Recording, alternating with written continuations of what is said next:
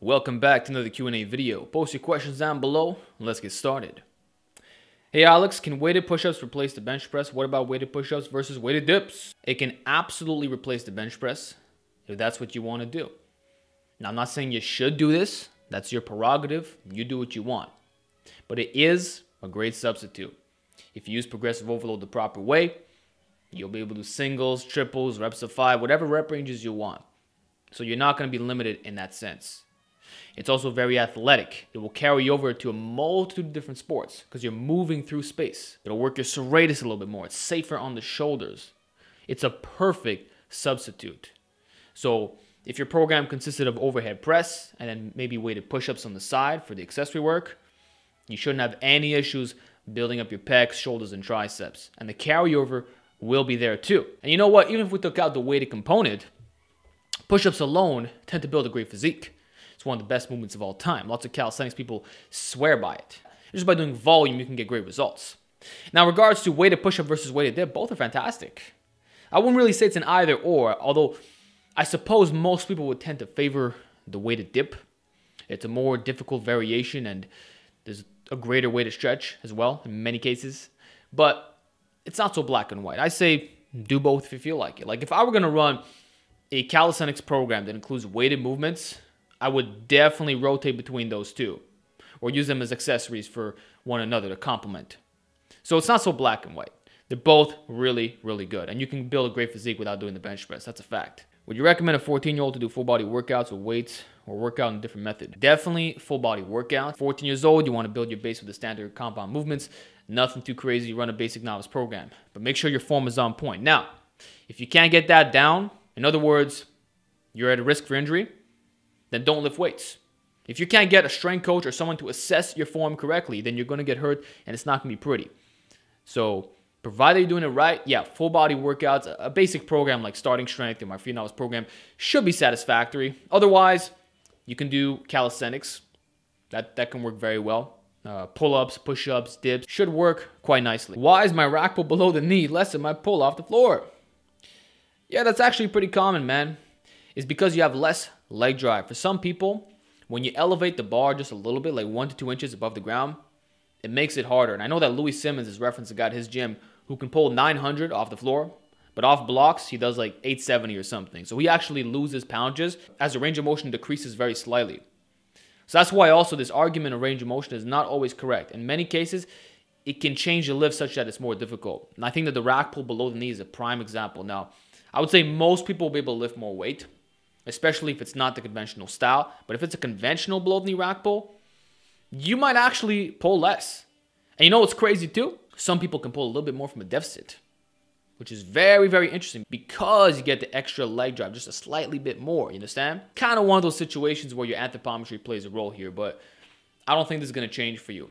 I think as long as you keep doing your below the knee rack pulls, if this is what you're telling me, it's gonna keep happening. But you know what? That's good news. You're getting more out of less weight, and the carryover is gonna be that much better. In other words, if you can pull 500 off the floor and 470 below the knee, and you raise your 470 to 500, well, now you know that your pull off the floor is much higher. So you can use it as like a tester in a sense, as a builder as well. So yeah, it's not a bad thing. Do you just not care about abs training? Well, I don't know if you're new here, man, but I am a huge proponent of lower back and ab work. Like, this is something I've been talking about for many, many years. Unlike people who say, hey, just do your squats and deadlifts, no need to isolate your abs. Nah, for me, standing cable crunches, lots of oblique work, lots of hanging leg raises, front levers, stuff like that. Like, I'm a huge believer in ab training for performance, you know?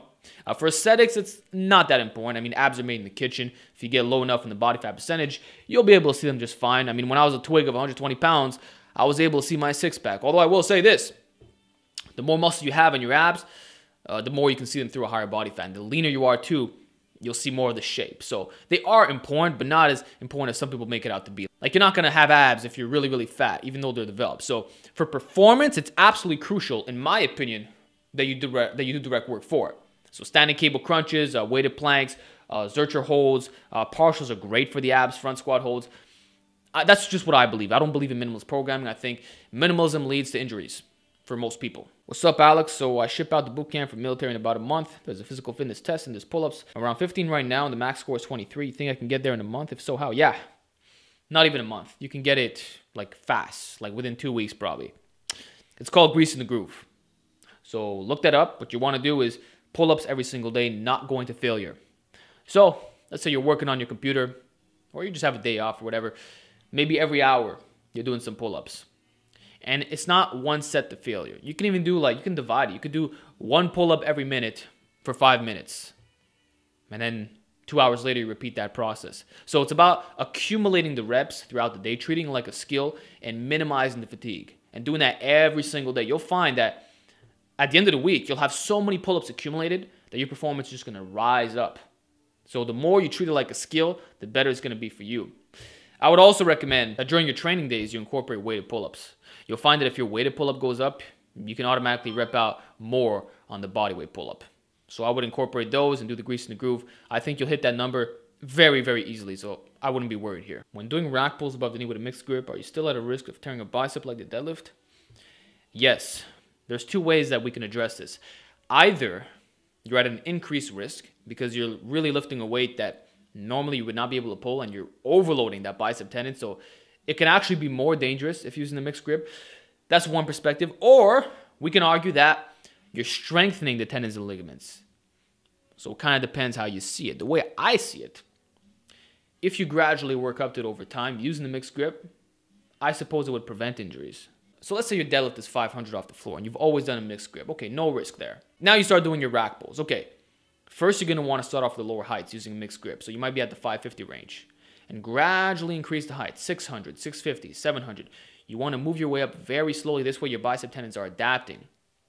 In that way, I think the injury risk will be greatly minimized. Now, if you're a guy who's 500 off the floor, and then you immediately try pulling 800 pound mixed grip, then I would say the risk is greatly increased. So it kind of depends how you ease into it. You know, you can't just be jumping to weights that you're incapable of lifting.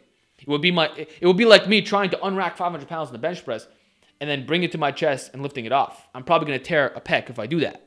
So it's kind of the same premise. You have to train the tendons and ligaments specifically. And I think that if you work with that over time, you'll be able to do this no problem. But that said, though, this is not really an exercise that I would use the mixed grip on that much, unless you're using it for grip movement. Like you're just holding it for time. You should primarily do rack pulls above the knee with a double overhand grip with straps. Just saying. Alpha, after doing overhead press with minibands for high reps, my rear delts are somehow so sore. I never knew this is possible overhead press. Do you get sore rear delts after doing overhead press with bands? I'll explain why that's happening. The lockout is so heavy because of the bands that there's a lot of overhead stabilization required, similar to a Z press. So you're getting that effect where your upper back has to work much harder. And of course, the rear delts are playing a role in there too. Anytime you overload the top of an overhead press, you're going to have that effect going on. Like I was noticing the same thing when I was doing the partial pin presses, you know. I know a lot of old school lifters used to do that. They used to set it like right above the head and just do partials, you know, and you load up stupid weight with that. My rear delts would get insanely sore from doing stuff like that. Even the wide grip overhead presses with the partials, obviously. Now, what you're doing is not a partial. It's a full range of motion press, but as you're pressing up, the bands are stretching out, which creates tension. With the minis, I don't know how much tension you're getting. I know it's about 40 pounds or so, minimum. So the lockout's obviously quite heavy. So if you have 200 off the chest, it's going to be 240 at lockout. So that's really where the overhead stabilization comes into play. And that's where you feel the upper back and the rear delts the most. So it makes a lot of sense, man. I've experienced the same thing. What's the best stiff-legged deadlift tutorial? Everyone I've watched says something different. Which one do you advocate? You know, both styles work. Some people are saying that you should do it with a rounded back. You know, you're just pulling with intentional bad form. Others say that you should pull without using the leg drive. So the hips are really, really high and you're pretty much using like 100% lower back and hamstrings for the most part. Without rounding, obviously. You have a neutral spine. Both work. The one that I use personally is the second option. I don't like rounding on these conventional pulls.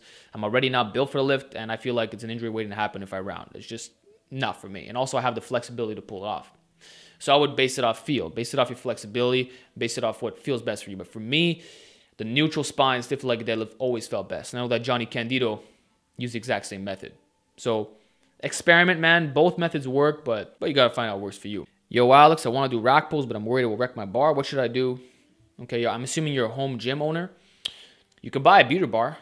That's one option. That's what I did. Because when I want to do like transcendent training or like super, super high volume on rack pulls above the knee, I'm not going to use my West Side Power Bar. I don't think it's going to damage it. It's a high quality bar, especially when it's sub-maximal weight. But I'd rather just use a beater bar. It'll cost you $100, rated between 1,000 and 1,500 pound capacity. It's not going to be the highest quality, but using straps anyway, and if it bends, who cares, right? So I would recommend a beater bar.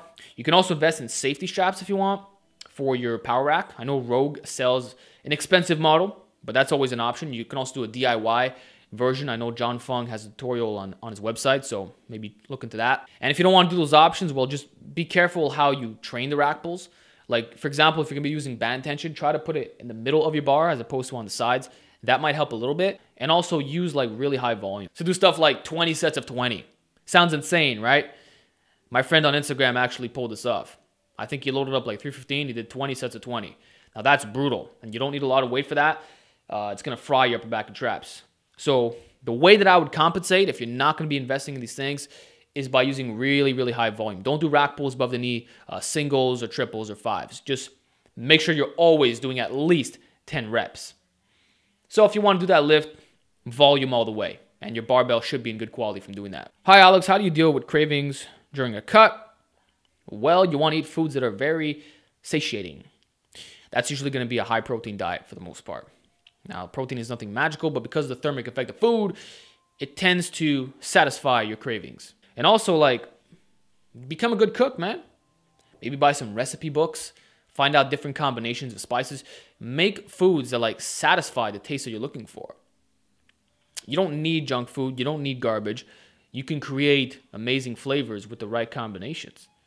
So I want to say this too. I will be releasing recipe videos, some exclusive content, which you're very much going to enjoy. So stay tuned for that. But in the meantime, get yourself a cookbook or follow some guys on YouTube who give recipes, okay?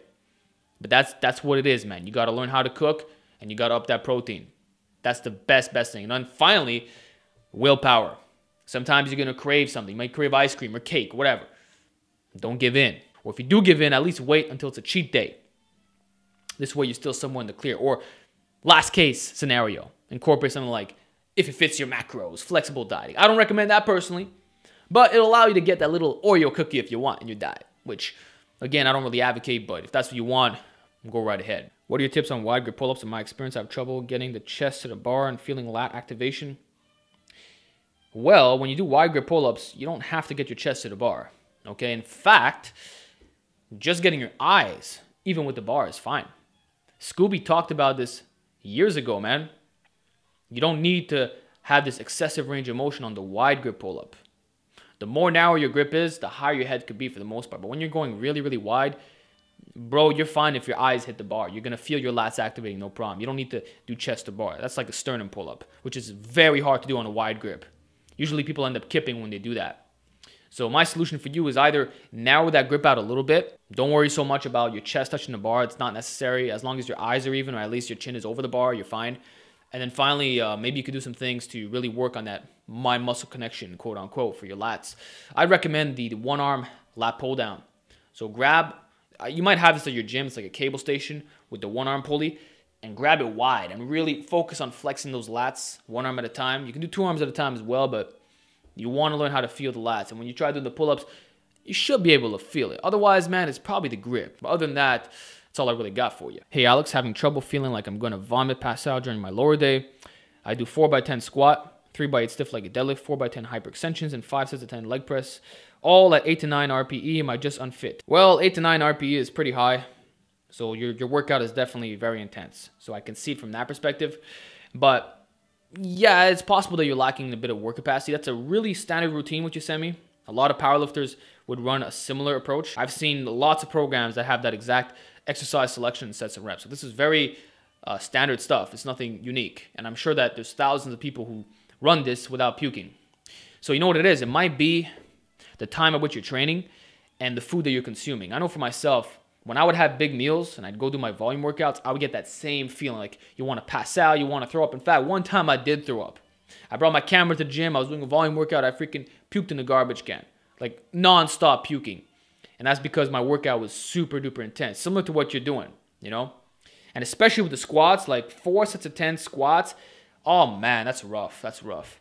I used to do that as well, man. I used to do 5 sets of 10 front squats. I felt like puking every time.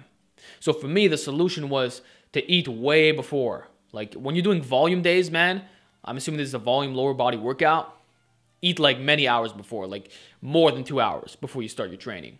And find out what time works best for you. I found for me, which is kind of weird, volume work, I kind of prefer in the morning. Intensity work, I like doing at nighttime. Volume work, I like doing it earlier. It's a very strange phenomenon, but that's what I found worked for me. So maybe it'll work for you too. Hey Alex, how do you manage a 10 by 10 and naturally enhanced? A couple ways I can address this. First of all, for picking the weight, I mean, you go by instinct for the most part. It's not really that complicated. So pick a weight that's maybe like 20 pounds lighter than what you know you could do for a 5 sets of 10, something like that. It's just, you'll figure out with experience what you're capable of doing. Now, if you want to use 10 by 10 year round, well, you just rotate the variation every time. So week 1, you might do a landmine press, 2 arms. Week 2, landmine press, 1 arm, but you're still doing 10 sets of 10. Or you're changing the heights for your pulls. So you're still doing 10 by 10. You see, the beauty of naturally enhanced or just concurrent periodization in general is that you can repeat these set and rep ranges year round. You can do 10 by 10 year round, 5 by 5 year round. There's no roller coaster effect that you would see in linear periodization. It's simply not required. And that's why you can max year round as well. So it's a change in exercise selection that allows you to override the biological law of accommodation. And through this, you can keep doing 10 by 10 all the time. Now, you might not want to do this. Maybe a better approach would be to do 6 by 6, 8 sets of 8, then 10 by 10, working your way up that way. But if you want to maintain it year round, that's an option as well. So those are a few key pointers. I hope that helps. Thoughts on trap bar deadlift only for big legs? I'm not really a fan of minimalist advice, man, but let's say you were to do really high volume trap bar deadlifts, maybe 10 sets of 10 with short rest intervals. I can see you building some pretty nice legs doing that. Let's say you do it off a deficit, some deficit trap bar deadlifts. That's going to hit the quads really, really hard.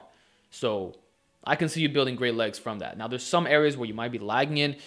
Maybe you should isolate your hamstrings a little bit, do some additional posterior chain work just to really get that maximum effect. But, you know, if you're just trying to build decent legs there that you're happy with, I think it should be satisfactory. It wouldn't be my preferred method, but provided your volume is high enough, I think you will build some pretty nice legs with high volume trap bar deadlifts. You ever thought about doing pin chin-ups? My idea is to stand on something elevated from the floor in order to start with your arms already bent to rotate week to week different heights. Okay, then he gives you examples.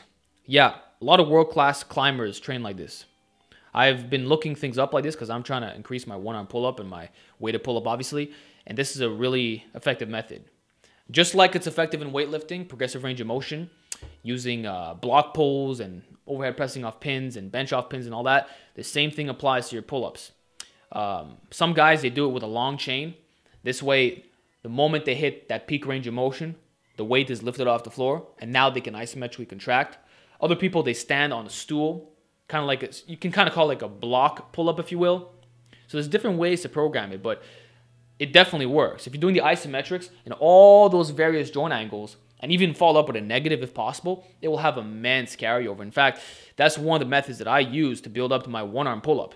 I used to bring my chin over the bar, underhand usually, and I would hold it really, really hard. Then I would lower myself a little bit more, hold that position a little bit more. I would use every single joint angle imaginable, and I even did it with weights too. So you do weighted isometrics. So yes, that's a fantastic method, and it works for weighted dips as well. You know, so whether they're doing off blocks or with a long chain, yes, my friend, you are very intelligent and creative. And what you're doing is a time-tested strategy that some of the best rock climbers in the world have used. So definitely do that. Thoughts on diatomaceous earth? Should I take it? Well, I have diatomaceous earth, and I don't take it every day, but when I do, I always feel great. I find that it definitely helps with bowel movements. It's best taken in the morning. Some people say that it can help with toxins in the body. And I know that for some people in my comment section, when they use it, their skin problems went away. There was this one guy who had serious acne. He started taking diatomaceous earth. All of his skin issues went away. So there's some weird claims that are made about it, obviously. You know, it's nothing magical. It's not like the gift from God or whatever, but it's still pretty good. But I genuinely believe that it works. Like, based off my experience and the testimonials that I've seen from people using it, it seems to work. There's a lot of silicone there, so it's great for your hair, your nails. There's some people who even had like little patchy spots in the back of their head since when they were a kid. They start taking that, the pain goes away. They say it's great for getting rid of parasites in the body if you have heavy metals. I mean, you could do your research on it. I'm no expert, all right? But based off the anecdote, it appears to be pretty good, and it's very cheap too. You can get a huge bag. It's going to last you forever. So I use it, man. I don't know how effective it actually is, but it seems promising so far. Do you think I can get good quad size by doing free bodyweight sissy squats? I'm doing deadlifts, hip thrusts, walking lunges, box squats too. Well, I think the real size gains are going to come from the other stuff. You're doing deadlifts, so your glutes and hamstrings are going to get huge. Hip thrusts, big butt, incoming. Walking lunges, everything. You know, glutes, hamstring, quads, you're 100% covered with that. And then box squats, bro, box squats are amazing. So it's more so these movements than the bodyweight free squats. But you know, if you're doing bodyweight sissy squats for high reps, yeah, I could see you getting some nice quads from it. A lot of old school lifters did that, but be careful with the knees, man. Don't snap up your knees. If you want a better alternative, perhaps, you know, I'm not telling you what to do, but think about it for a second. Do transcendent training on pistol squats. Oh, yeah, you might like that one. So if you can only do like 5 reps now, try building up to 100 reps. And I don't think it's ever been done before. It's probably a world record. But try it anyway. Hit some volume on those pistol squats. And I think that's going to give you some pretty good gains off bodyweight training alone. Anyone have tips to get the Henry Cavill look? I got tips. You should have asked me. I'll tell you what to do. Number 1, you want to grow out the beard, right? That's the part of the look. You're talking about Henry Cavill, Man of Steel, that everybody's referring to, right? Okay. Grow out that facial hair.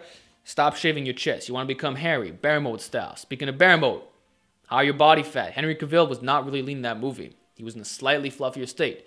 I would estimate his body fat to be around 15%. So bulk up to that little range, okay? And as far as the muscles are concerned, we're pretty much talking about the naturally enhanced physique here. Neck, traps, that broadness, the shoulders, the forearms. I don't think you really had the glutes though, but for the upper body, you'll definitely want to start doing some yoke training workouts. So you know what? Check out my yoke playlist on YouTube. Go through those videos, man. You want to focus on that overhead press. You want to focus on your rows, your heavy rack pulls, your heavy pulls in general, you know, getting that strength up in those key compound movements. And you'll pretty much have the physique. You know, I think you have pretty nice arms as well. So hit some high volume on the arms and you'll get the look. So it's higher body fat, a beard, body hair, and then training the enhanced muscles. Best, fastest way to improve squat frequency, etc. Try out, well, there's many ways to improve your squat. Everybody's going to give you a different answer. But one thing that I could recommend you to do is the 20 rep squat program. I've never tried it myself, but I know a lot of great squatters have used it with tremendous success, and the gains are really fast as well. So give that a shot. Look it up. I'm not going to tell you all the explanations behind it. Like, do some research on it, okay? Another alternative is to do Bulgarian light. You know, pick a squatting variation, hit that every day. Maybe go to 90%, you know, and then gradually improve your performance on that one. You stall, you switch over to a front squat or something like that, okay? All right, last question of the week. Do you still practice boxing regularly? Well, I don't go to a boxing gym. I just do the drills for conditioning work for the most part. And just to know that I can take care of myself in that way. So I'm not sparring with people. I'm not doing drills with partners. I might do that soon though, but yeah, I do my Basrutin 30-minute boxing rounds, which are really, really good for conditioning. You guys got to try it out. And I do my jogging outside, my jump rope. I still do all that stuff because I feel good when I do it. And also, it allows you to eat more food too. So I find that for the conditioning benefits, it's probably my favorite thing to do. So I do my standard full body workouts, and the day after, I'll usually do the boxing rounds, you know, and then the cardio is kind of like on and off type of deal. But I make sure to get my cardio in. I go to a local park and it's all good. So with that said, man, hope you guys enjoyed this Q&A video. I thought the questions were very good. Put some more down below and I will answer them all next week.